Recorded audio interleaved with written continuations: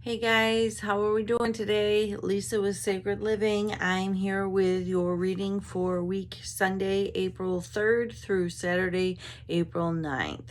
So I've got the spread already laid out to talk about the week, and then at the end you can choose from Archangel 1, Archangel 2, and Archangel 3 to ask for extra help this week. So this is going to be a pretty good week. They have the new moon is in Aries, and that has sparked off of a lot of things. And so I think that there's going to be a lot of movement in different areas of your life that you're going to notice this week. And Spirit is asking us to stay as grounded and quiet in our minds as we can. So the week starts off Sunday. It's important. I like to anchor my energy and really focus on my intent for the week. So like I have a word for the year, and it's good to have a word for the week. So you want to form a strong intention.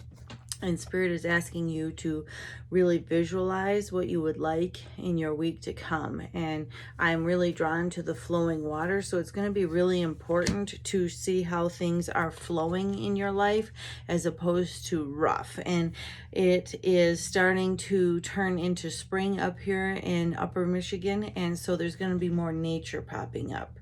So it's going to be really important to start spending more time outside, as it's a little easier on the body. And so Spirit is asking Sunday, April 3rd, start off this week with really focusing your visualization, and then stand outside for a little bit on the earth as it's starting to be uncovered from the snow, and really just get grounded in that energy for your week, because that's going to really help. Because I feel like there's just a lot of moving pieces this week. So then as we move into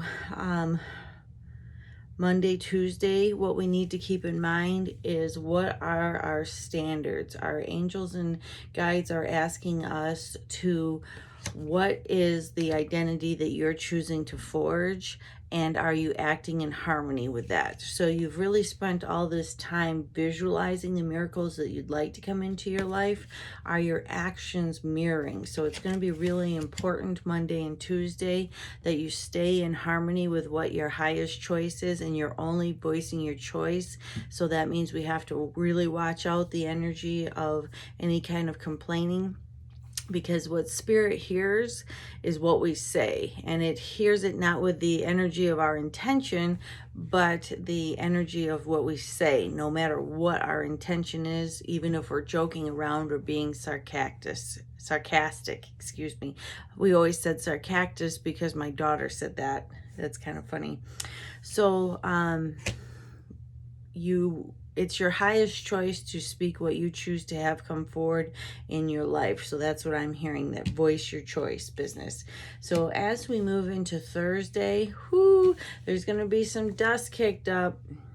So I see somebody is going to be attempting to come toe-to-toe energetically with you. There's going to be a little bit of a disagreement. And romantic partner is the card that came out on top, but that's not what it feels like to me necessarily, a romantic relationship disagreement. But it feels like it's going to be, with this disagreement that comes up, it's going to be important to stay balanced between your male and female energy. So we don't want to be too mamsy-pamsy, and we don't choose to be too masculine and aggressive. So one of the ways, because there's a third card that snuck in here, I didn't even notice. One of the ways it's going to be really important is to ground yourself Thursday morning and really be ready for the day and any kind of disruption that might come up. So Friday is going to be a really nice day. Of course, Friday is always the answer to our prayers. But when I'm looking at the soft purple energy that's wisping around her, it feels really soft. So whereas Thursday is going to be a little bit more intense with a lot more action going on, Friday feels a lot softer, and you're going to really notice the culmination. This says happily ever after was the fairy card that came up with that. you're going to really notice on Friday the culmination of a lot of the intentions that you laid down on Sunday. So it's really important start to finish with that work week for you to really hold this vision in place of what you choose to be, because these are going to be your anchor points in the week, because it's going to be a lot easier on Saturday.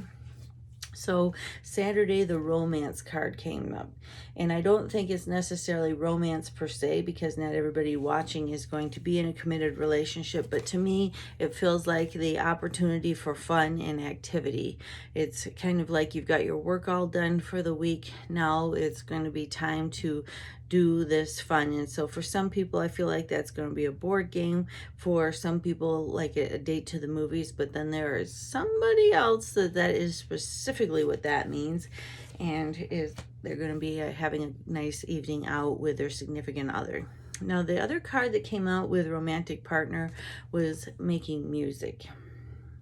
And so see how she is attuned to some of the strings that are in the higher frequency. What this is asking is that you keep your conversation and your actions and your energy of the highest frequency around your partner. So one of the things that can happen is if you've had a lot of old hurts, bad things have happened, sometimes that energy stays lodged in your heart chakra in different places in the body. So if you feel like you are needing this, on YouTube they have other like heal your heart frequencies. If you let that play in the background, just while you sleep, while you're working, have it turned down so low that you don't even notice it in the background, what that can be doing is it can be washing those old hurts away, because high frequency can't exist in the same place as hurt.